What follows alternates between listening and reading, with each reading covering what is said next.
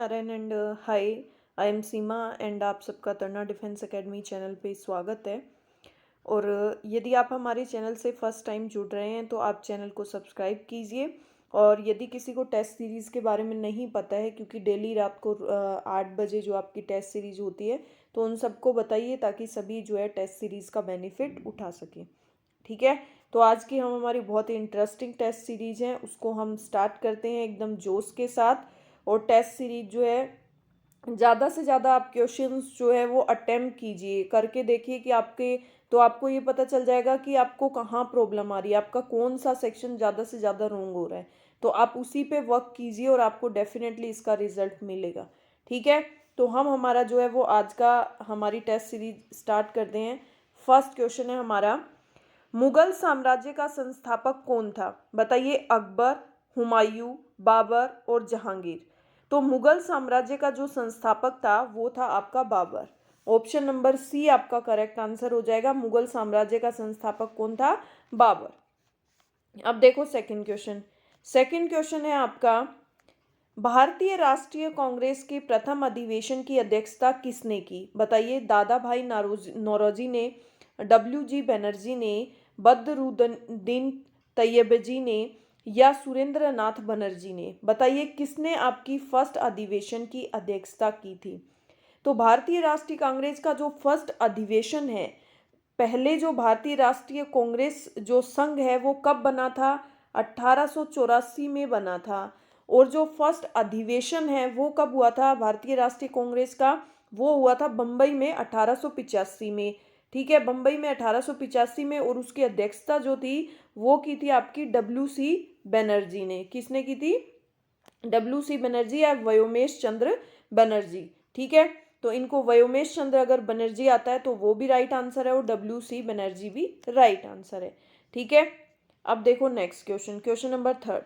Question number third आपका क्या है कि चंद्र ग्रहण होता है जब, कब होता है? बताइए, के बीच आता या आती है? सूर्य, पृथ्वी और चंद्रमा के बीच आता है, चंद्रमा पृथ्वी और सूर्य के बीच होता है, पृथ्वी सूर्य और चंद्रमा के बीच होती है, या सूर्य पृथ्वी और मंगल के बीच होता है? तो आपका चंद्र ग्रहण होता है पूर्णिमा के दिन। ठीक है, तो चंद्र ग्रहण पूर्णिमा के दिन होता है। उस टाइम जो सूर्य और चंद्रमा, उनके बीच में क्या आ जाती है? पृथ्वी। सूर्य से भी दूर होती है, चंद्रमा से भी, लेकिन दोनों के क्या आ जाती है? पृथ्वी बीच में आ जाती है। ऑप्शन नंबर सी, इसीलिए आपका क्या होता है? चंद्र ग्रहण होता है। ऑप्शन नंबर सी आपका करेक्ट आंसर हो जाएगा। अब देखो नेक्स्ट क्वेश्चन। नेक्स्ट है आपका question number four. Question number four है आपका, राष्ट्रीय महिला आयोग की प्रथम अध्यक्ष कौन थी? बताइए, विभा पार्थ सारथी, गिरिजा व्यास, जयंती पटनायक या ममता शर्मा? तो सबसे पहले तो आपके राष्ट्रीय महिला जो आयोग है उसका गठन आपका कब हुआ था? उसका गठन हुआ था 31 जनवरी 1992 को। ठीक है, राष्ट्रीय महिला आयोग, उसका जो गठन है वो 31 जनवरी 1992 को हुआ था। और उसकी जो फर्स्ट अध्यक्षता की थी वो आपकी की थी जयंती पटनायक ने। ऑप्शन नंबर सी आपका करेक्ट आंसर हो जाएगा, जयंती पटनायक। ठीक है, ये एक्स्ट्रा में जो मैं आपको बता रही हूँ वो इसीलिए बता रही हूँ कि ताकि आपको उस क्वेश्चन से रिलेटेड और भी कुछ आ जाए तो आपको कंफर्म ध्यान रहे, तो आप ध्यान से सुना करो ताकि आपको जो है वो कंफर्म पता चल जाए। अब देखो next question. Question number five है आपका, एटीएम। ये तो सबको ही पता होगा कि एटीएम की फुल फॉर्म क्या है। Old time money, any time money, old time machine, automatic teller machine. तो ये तो शायद किसी को बताने की जरूरत नहीं, automatic teller machine. Option number D आपका करेक्ट आंसर हो जाएगा। ठीक है, अब देखो next question, question number six. Question number six में आपका क्या है, हुक किस खेल से संबंधित है? बताइए, कुश्ती से, मुक्केबाजी से, कबड्डी से और हॉकी से? तो हुक जो शब्द है वो आपका रिलेटेड है मुक्केबाजी से। किससे? मुक्केबाजी से। ऑप्शन नंबर बी आपका करेक्ट आंसर हो जाएगा। अब देखो next, question number seven. Question number seven आपका क्या बोलता है, पुलित्जर पुरस्कार किस क्षेत्र में दिया जाता है? साहित्य, पत्रकारिता, विज्ञान, खेलकूद? तो फर्स्ट मेरी बात सुनिए कि पुलित्जर पुरस्कार जो है पहले तो स्टार्ट कब हुआ था? तो पुलित्जर पुरस्कार जो है वो 1917 में स्टार्ट हुआ था। और ये किसका, संयुक्त राज्य अमेरिका यूएसए का एक पुरस्कार है, जो किसके लिए, जो पत्रकारिता के लिए, पत्रकारिता मतलब कोई अच्छा पत्र लिखता है या कोई, मतलब इन सब चीज़ों के लिए पत्रकारिता से जो अच्छे अच्छे कुछ भी काम करता है पत्रकारिता के अंदर, जो न्यूज़ के अंदर, तो उससे रिलेटेड ये जो है वो आपका कोई भी बढ़िया शूट या कोई जो पब्लिक को अवेयर करे, जागरूकता से संबंधित कोई भी पत्रकारिता है कोई भी, तो उस फील्ड में जो है ये पुलित्जर पुरस्कार यूएसए के द्वारा दिया जाता है। 1917 में ये स्टार्ट हुआ था। ठीक है, अब देखो next question number 8। Question number 8 है आपका, आर्थिक सहायता सब्सिडीज का अभिप्राय क्या है। सब्सिडी का मतलब ही क्या होता है, देना। तो शेयर धारकों को कंपनियों द्वारा भुगतान, उत्पादकों के कारकों को व्यवसाय उपक्रमों द्वारा भुगतान, माल एवं सेवाएं खरीदने के लिए सरकार द्वारा भुगतान, कोई माल एवं सेवाओं को खरीदे बिना ही व्यवसाय उपक्रमों को सरकार द्वारा भुगतान। तो इसका आंसर हो जाएगा आपका आंसर नंबर डी, कि कोई माल और सेवाओं को खरीदे बिना ही व्यवसाय उपक्रमों को सरकार के द्वारा क्या देना, भुगतान करना, हेल्प करना, वो आपकी क्या होती, सब्सिडी, इकोनॉमिक हेल्प। ठीक है, अब देखो next question number 9। Question number 9 आपका क्या है, एडमिरल गोर्सकोव क्या है, बताइए। एक टैंक है, एक पनडुब्बी है, एक तोप है, एक वायुयान वाहक पोत है। तो एडमिरल गोर्सकोव जो है वो आपकी एक वायुयान वाहक पोत है। ऑप्शन नंबर डी आपका करेक्ट आंसर हो जाएगा। अब देखिए नेक्स्ट क्वेश्चन नंबर 10।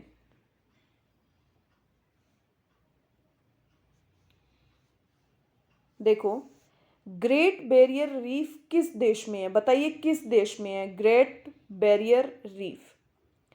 तो आपकी ग्रेट बैरियर रीफ जो है तो ऑस्ट्रेलिया में, लेकिन ऑस्ट्रेलिया के क्वींसलैंड के अंदर है। ग्रेट बैरियर रीफ ये एक दीवार है जो ऑस्ट्रेलिया के क्वींसलैंड के अंदर है, और ये जो है वो बहुत सबसे बड़ी और विलक्षण मूंगे की चट्टानों के लिए मशहूर है। किसके लिए, ये सबसे बड़ी और विलक्षण मूंगे की चट्टानों के लिए मशहूर है। ये एक दीवार है जो कि ऑस्ट्रेलिया के क्वींसलैंड के अंदर है, ग्रेट बैरियर रीफ। ठीक है, अगर क्वींसलैंड भी आ जाता है तो आप राइट करना, ये ऑस्ट्रेलिया के अंदर है। ठीक है, अब देखो next question number 11। Question number 11 पे देखो, बट उससे पहले मैं आपको बता दूं कि जो तरुणा पब्लिकेशन की बुक है वो आपके लिए ओरिजिनल जो पेपर्स हैं, जो प्रैक्टिस सेट है और जो सिलेबस बुक है वो भी आपको अवेलेबल है। तो यदि आप तरुणा पब्लिकेशन की जो बुक है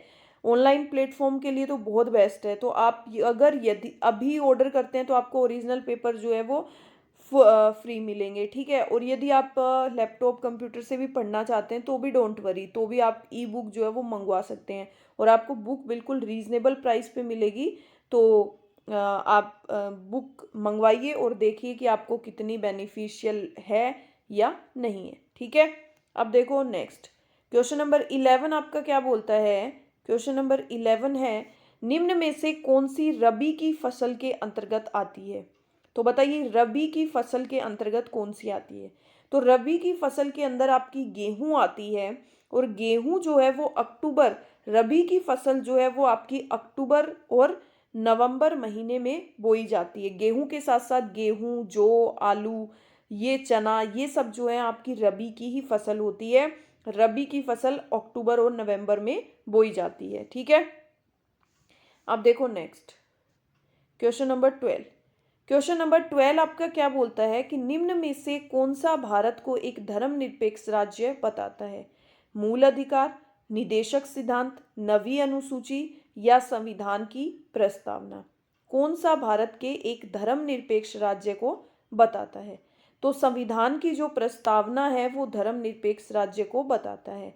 ऑप्शन नंबर डी आपका करेक्ट आंसर हो जाएगा। अब देखो नेक्स्ट क्वेश्चन नंबर 13 है आपका, ओपेक का मुख्यालय कहाँ स्थित है, बताइए। ओपेक का वियना में, पेरिस में, तेहरान में, जकार्ता में। तो ओपेक का जो मुख्यालय है वो वियना में है। वियना कहाँ पे है? ऑस्ट्रेलिया की राजधानी है वियना। तो ऑस्ट्रेलिया की राजधानी वियना के अंदर आपका ओपेक का मुख्यालय स्थित है। ठीक है, अब देखो next question number 14। Question number 14 तो आपको सबको ही पता होगा। अष्टाध्यायी की रचना किसने की थी? पाणिनि, दंडी, चाणक्य, बाणभट्ट। तो अष्टाध्यायी की रचना जो है वो पाणिनि ने की थी। ऑप्शन नंबर ए आपका करेक्ट आंसर हो जाएगा। अब देखो नेक्स्ट क्वेश्चन नंबर 15 है आपका। वन महोत्सव की शुरुआत किसने की थी? संजय गांधी ने, राजीव गांधी ने, के एम मुंशी ने या बाल गंगाधर तिलक ने? तो वन महोत्सव की जो शुरुआत है वो आपकी के एम मुंशी ने दी थी। कब दी थी? 1950 में। वन महोत्सव की शुरुआत किसने की थी? के एम मुंशी ने, और 1950 के अंदर की थी। ठीक है, अब देखो क्वेश्चन नंबर 16। क्वेश्चन नंबर 16 आपको क्या बोलता है? एनीमोमीटर का उपयोग किसके मापने में किया जाता है? पवन की दिशा, पवन का वेग, पवन की दाब प्रवणता या पवन की गति एवं बल? तो एमीनोमीटर जो है उसका उपयोग किस लिए किया जाता है? उसका उपयोग जो है वो पवन का वेग मापने में किया जाता है। किसका वेग? पवन का वेग। ऑप्शन नंबर बी आपका करेक्ट आंसर हो जाएगा। कोणीय वेग की सही इकाई क्या है? बताइए कोणीय वेग की सही इकाई क्या है? तो कोणीय वेग की जो सही इकाई है वो आपकी रेडियन प्रति सेकंड। रेडियन प्रति सेकंड। ऑप्शन नंबर डी आपका करेक्ट आंसर हो जाएगा। अब देखो नेक्स्ट क्वेश्चन नंबर 18 क्या है? परम दाब है गेज दाब प्लस 1 बार, गेज दाब माइनस 1 बार, गेज दाब प्लस 2 बार, गेज दाब माइनस 2 बार। तो परम दाब क्या है? गेज दाब plus 1 bar. Option number A आपका करेक्ट आंसर हो जाएगा। अब देखो क्वेश्चन नंबर 19। 1 ग्राम वाले पदार्थ का तापमान 1 डिग्री सेल्सियस बदलने के लिए आवश्यक ऊष्मा की मात्रा को क्या कहते हैं? गुप्त ऊष्मा, ऊर्जा, विशिष्ट ऊष्मा या इनमें से कोई नहीं? तो 1 ग्राम वाले पदार्थ का तापमान 1 डिग्री सेल्सियस बदलने के लिए जो आवश्यक ऊष्मा की जो मात्रा है उसको विशिष्ट ऊष्मा कहते हैं। क्या कहते हैं? विशिष्ट ऊष्मा। ऑप्शन नंबर सी आपका करेक्ट आंसर हो जाएगा। ठीक है, अब देखो नेक्स्ट क्वेश्चन नंबर 20। प्रतिध्वनि सुनाई देती है जब परावर्तक पृष्ठ का ब्रैकेट आयतन कम हो, आयतन अधिक हो, क्षेत्रफल कम हो और क्षेत्रफल अधिक हो। तो प्रतिध्वनि जो है वो सुनाई देती है कब? जब क्षेत्रफल आपका अधिक हो, जब परावर्तक पृष्ठ का क्षेत्रफल ज़्यादा हो।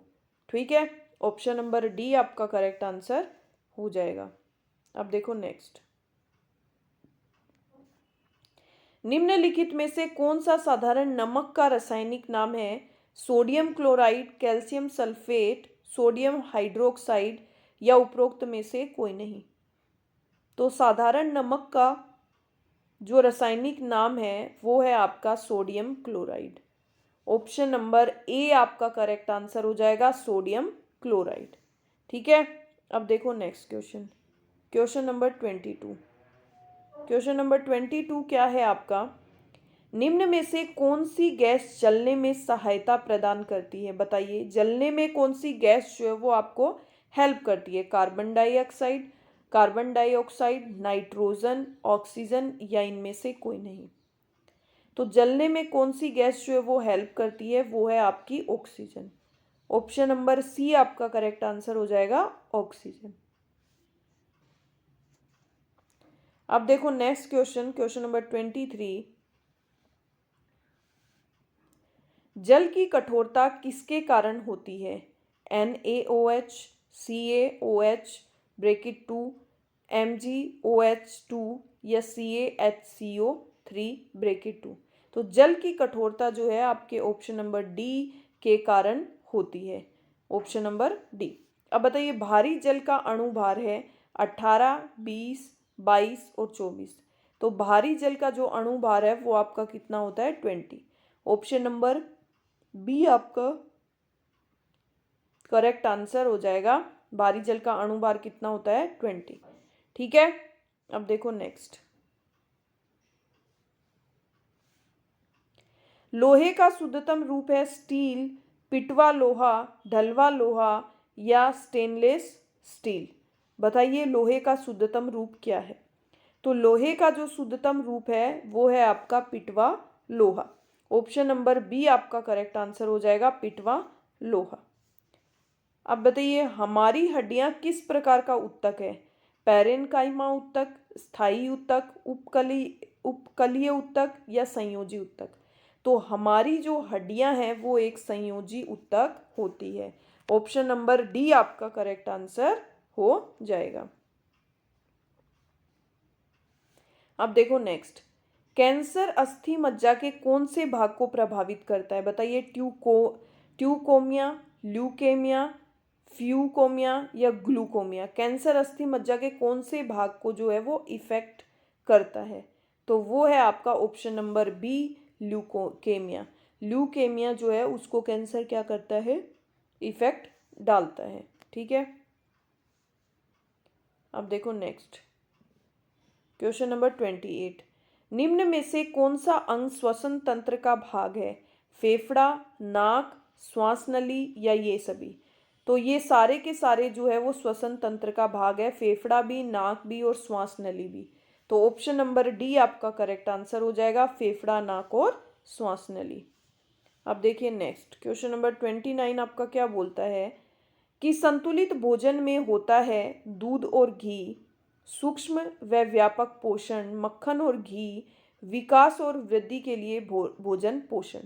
तो संतुलित बैलेंस डाइट जो है वो क्या होता है, उसमें सूक्ष्म और व्यापक पोषण, कितना शुष्क और व्यापक पोषण होता है। ऑप्शन नंबर बी आपका करेक्ट आंसर हो जाएगा। अब देखिए जीएस का लास्ट क्वेश्चन, मनुष्य का सामान्य रक्तचाप कितना होता है। 90/80, 100/90, 120/80, 150/90। तो एक मनुष्य का रक्तचाप सामान्य जो है वो 120/80 होता है, लेकिन एक मनुष्य का जो है वो 90 से, जो सामान्य रक्तचाप है वो 90/60 से 140/90 के बीच में होना चाहिए। ठीक है। तो ऑप्शन नंबर सी आपका करेक्ट आंसर हो जाएगा। अब देखो हमारी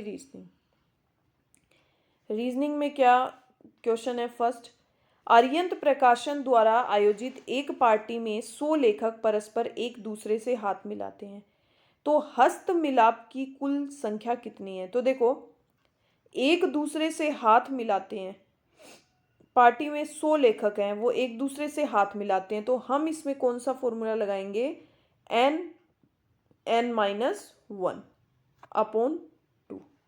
ठीक है, n(n-1/2). n आपका क्या हो जाएगा, 100, 100 99/2। अब इसको मल्टीप्लाई कर दो 50 से, तो 0, 5 9 जा 45, 5 9 जा 45, 45 और 4 49। तो ऑप्शन नंबर बी आपका करेक्ट आंसर हो जाएगा। अब देखो नेक्स्ट,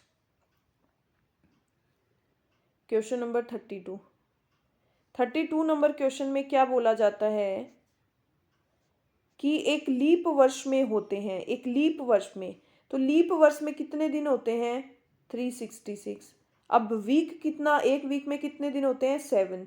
तो 7 का डिवाइड कर देंगे, 7 5 जा 35, 1 कैरी तो 16, 7 2 जा 14, बच गया कितना, 2, मतलब 52 वीक और 2 डेज। ठीक है, तो 52 सप्ताह और 2 दिन। तो ऑप्शन नंबर सी आपका करेक्ट आंसर हो जाएगा, 52 सप्ताह और 2 दिन। अब देखो नेक्स्ट, निम्नलिखित शब्दों को अर्थपूर्ण क्रम में सजाइए। पत्ती, फल, तना, जड़, फूल। तो देखिए अब इसमें सबसे पहले आपकी क्या होता है, सबसे पहले जड़ होती है। ठीक है, उसके बाद आपका क्या निकलता है, उसके बाद हमारा तना आता है ना। तने के बाद हमारी क्या आती है, पत्ती आती है। पत्ती के बाद हमारा क्या आता है, फूल आता है, और फूल के बाद लास्ट में हमारा क्या आता है, फल आता है। तो ये सीक्वेंस देख लो कहाँ पे, ऑप्शन नंबर बी आपका करेक्ट आंसर हो जाएगा। ठीक है। अब देखो नेक्स्ट, नेक्स्ट क्वेश्चन क्या है, राजा रघु से धीरे दौड़ता है और रघु गुरु जितना तेज दौड़ता है और कृष्णा गुरु से तेज दौड़ता है, सबसे तेज कौन दौड़ता है। देखो राजा रघु से तेज दौड़ता है, तो राजा ऊपर ले लेते हैं और रघु नीचे ले लेते हैं, ठीक है। और रघु गुरु जितना तेज दौड़ता है, रघु जो है राजा रघु से धीरे दौड़ता है, सॉरी ये उल्टा ले लिया,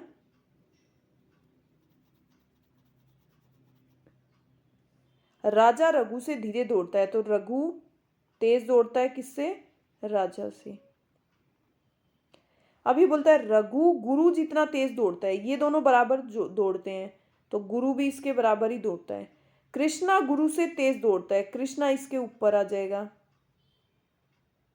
तो सबसे तेज कौन दौड़ता है, तो सबसे तेज ऑब्वियसली ये दोनों बराबर है, इससे ऊपर कौन है, कृष्णा।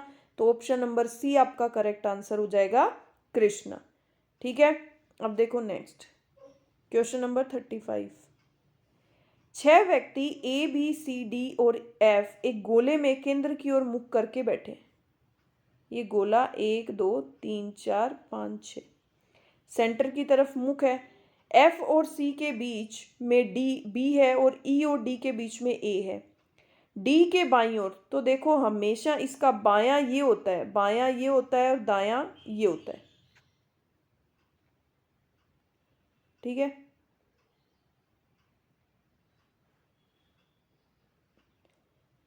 अब देखो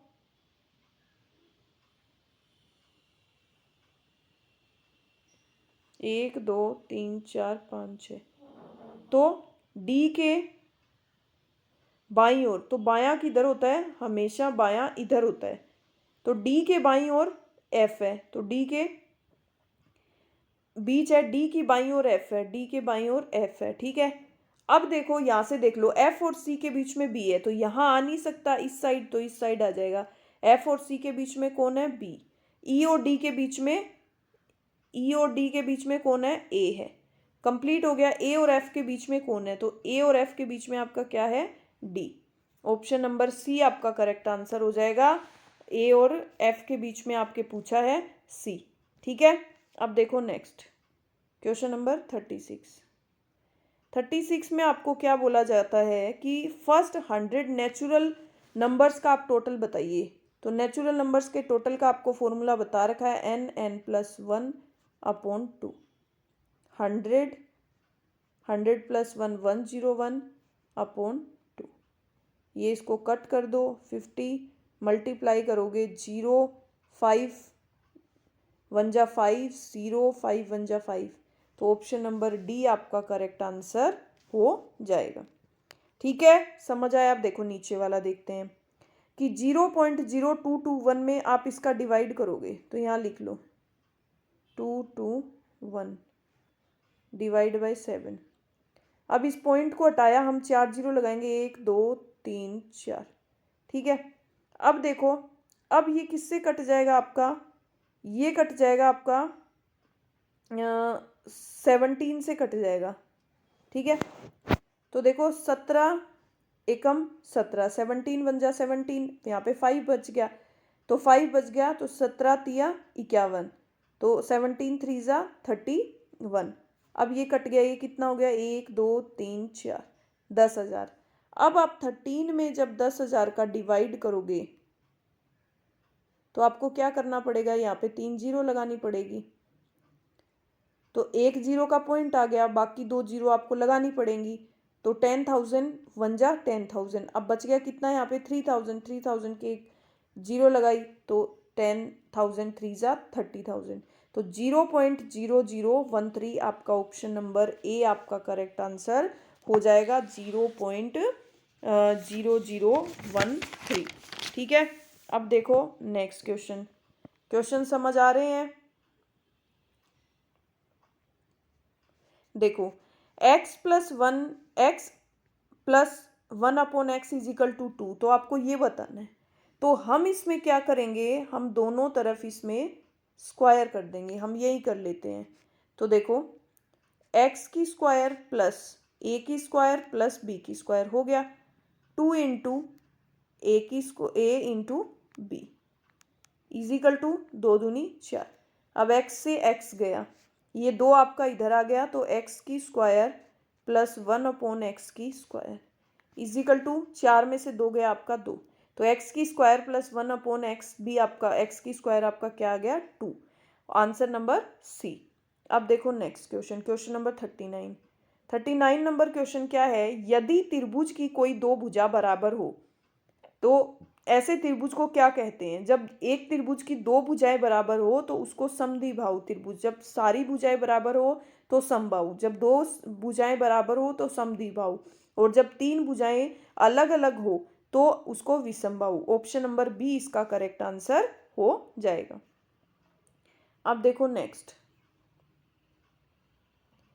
क्वेश्चन नंबर 40 है आपका, एक समांतर चतुर्भुज का आधार 14 सेंटीमीटर और ऊंचाई 9 सेंटीमीटर है। जो चतुर्भुज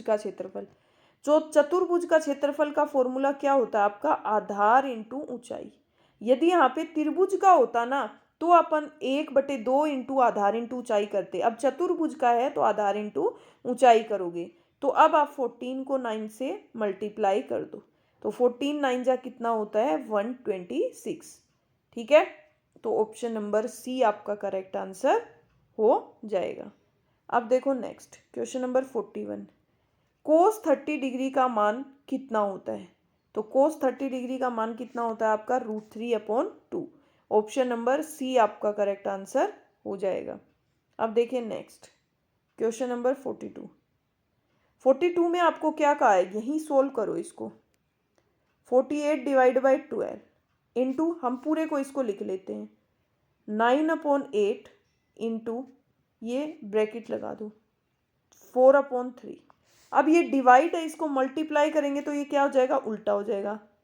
4/3 ये भी उल्टा हो जाएगा, 3/2। अब इसको काट लो, 3 तिया 9 ये कट गया। अब 2 दूनी 4, अब 4 दूनी 8 ये कट गया। अब यहाँ पे कितना बच गया आपका 3, और 12 4 जा 48, तो 4 3 जा कितना आ गया 12। तो ऑप्शन नंबर बी आपका करेक्ट आंसर हो जाएगा 12। ठीक है, अब देखो नेक्स्ट क्वेश्चन नंबर 43 आपका 16 24 और 30 का आपको HCF बताना है। तो देखो ये किससे कटेगा, 16 24 और 30। ये आपको और भी कोई तरीका नहीं दिख रहा, सिर्फ 2 से ही कट रहा है। 2 8 16 और 2 12 जा 24 और 2 15 जा। अब किसी से कट रहे हैं तीनों, नहीं, कोई भी टेबल से नहीं कट रही, इसलिए इसका HCF आपका क्या आ जाएगा 2। ऑप्शन नंबर बी आपका करेक्ट आंसर हो जाएगा। अब देखो आपका नेक्स्ट क्वेश्चन, क्वेश्चन नंबर 44, 9 का कितना प्रतिशत 54 होगा, 9 का कितना प्रतिशत। तो 54 किसका प्रतिशत निकालना आपको, 9 का कितना परसेंट होगा इंटू 100, तो 9 6 जा 54, तो 600% जो है वो 9 का 54 जो है वो 600% होगा। ठीक है, अब देखो नेक्स्ट क्वेश्चन नंबर 45, एक चश्मा को 1440 रुपये में 1440 में बेचने पर एक व्यक्ति को 10% का लॉस होता है। ये 10% का लॉस होता है मतलब कितनी वैल्यू हो गई 90। वह इसे कितने रुपए में बेचे कि उसे 15% का प्रॉफिट हो जाए। तो हम क्या करेंगे, सीधा 115 निकालेंगे। अब इसको कट कर दो, तो ये कट होता है 9 1 जा 9 और 9 6 जा 54। अब इसको आप क्या कर दो, मल्टीप्लाई कर दो, तो देखो 16 5 जा 16 5 80, 8 आपकी क्या लगी, तो 16 1 जा 16, 16 और 8 कितना हो गया 24, 2 आपकी कैरी, 16 1 जा 16 प्लस 2 आपका हो जाएगा 18। तो आपका आंसर क्या आ जाएगा 1840। ऑप्शन नंबर डी आपका करेक्ट आंसर हो जाएगा। अब देखो नेक्स्ट 46 नंबर क्वेश्चन, 3 के प्रथम 5 गुणजों का औसत। तो 3 के प्रथम 5 गुणज मल्टीपल 3 + 6 + 9 + 12 + 15। अब इनका एवरेज बताना है, डिवाइड बाय 5, एवरेज क्या करेंगे 5। अब इनका टोटल करते हैं, तो टोटल करते हैं तो देखो ये कितना हो जाएगा, ये हो जाएगा 15 + 6 21, 21 + 9 30, 30 और 15 कितना हो जाएगा 45, करेक्ट ना। 15 6 3 करेक्ट है। 15 और 6 21, 21 और 9 30, 30 और 10 40, 40 और 5 45, 45 डिवाइड बाई 5, 5 9 जा 45। तो ऑप्शन नंबर सी इसका जो एवरेज है वो क्या आ जाएगा आपका 9। अब देखो क्वेश्चन नंबर 47। क्वेश्चन नंबर 47 आपका क्या बोलता है, देखो इसका आपको वर्गमूल बताना है। ठीक है, नो प्रॉब्लम, हम वर्गमूल भी निकाल देंगे। तो देखो वर्गमूल कैसे निकालेंगे, हम इसी तरह से निकालेंगे। 0.9 यहाँ पे लिखेंगे। अब देखो 0 तो यहाँ पे पॉइंट तो हम लगा ही लेंगे। अब हम जोड़े निकालेंगे, यहाँ पे एक जोड़ा लगाएंगे हम, तो यहाँ पे क्या हो गया 90। तो अब 9 बार चला जाएगा ना 9, तो ये कितना नम नम 81, 81। एक बार पॉइंट को आप छोड़ दो यहाँ पे, तो ठीक है। तो 9 और 9 कितना 18, 18। अब 10 में से एक गया कितना 90 में से ये कितना आया 90। अब एक पूरा जोड़ा उतरेगा 19। ठीक है, अब देखो कितनी बार मल्टीप्लाई करेंगे, तो देखो लगभग हम 184 4 से मल्टीप्लाई कर लेते हैं। 4 4 जा 16, 4 8 जा 32 और 32 133, 4 1 जा 4 और 3 7, 736, 736 कितनी बार 4 बार। अब इनको ऐड करेंगे 4 4 8 8 और 1। ठीक है, अब इसमें से हम लेस करेंगे। 10 में से 6 गया 4, 9 में से 6 3 गया 6, 8 में से 7 गया 1। अब एक जोड़ा उतर गया। अब देखो कितनी बार जाएगा, लगभग ये आपका 1800 है, तो 18 5 90, तो लगभग कितना बार चला जाएगा, लगभग 8 टाइम चला जाएगा। 8 टाइम करोगे तो आपका कितना आ जाएगा 15104। ठीक है 4 8। अब ये आपको आंसर दे रखा है, इसलिए आपका आंसर क्या हो जाएगा 0.948, ये इसका वर्गमूल हो जाएगा। ठीक है, अब देखो नेक्स्ट क्वेश्चन नंबर 48। 2% वार्षिक ब्याज की दर से 10 वर्ष में 650 का मिश्र धन कितना होगा। तो 650 का आप 2% इंटरेस्ट निकाल लो, कितने सालों का 10 सालों का। 5 1 जा 5 और 12, तो इसको जब आप मल्टीप्लाई करोगे कितने से, ये टोटल कितना आ गया आपका कितने सालों का 650 का आपने 2% निकाला और कितने सालों का 10 सालों का।